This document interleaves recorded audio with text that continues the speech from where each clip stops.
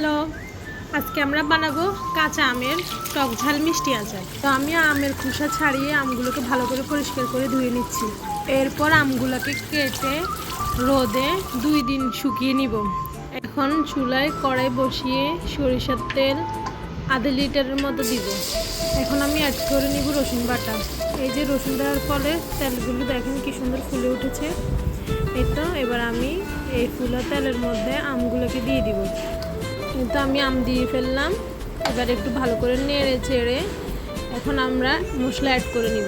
যে যেরকম ঝাল খান সেই অনুযায়ী মরিচ, হলুদ, জিরার গুঁড়া, ধনিয়া গুঁড়া, লবণ সব কিছু পরিমাণ মতো দিব। এবার চিলি ফ্লেক্স দিয়ে ভালো করে আমগুলোকে নেড়ে চেড়ে নিব।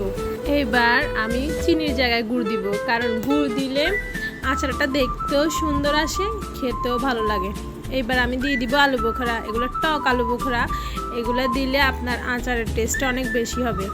এই তো এবার দিয়ে ফেললাম পাঁচফোড়ন। এবার দিব গোটা ধনিয়া আর মৌরি। এই যে আমার আচার প্রায় রেডি। ভালো করে মিক্স করে নিব। এই আচার আপনি কমপক্ষে 1 বছর সংরক্ষণ করে খেতে পারবেন। এটা টক ঝাল মিষ্টি আচার। এটা দেখতে না যতটা লোভনীয়, খেতে কিন্তু ততটাই মজাদার। সবার শেষে আমি এখন ভিনেগার দিয়ে দিব, যাতে আচারটা নষ্ট না হয়, সারা বছর ভালো থাকে।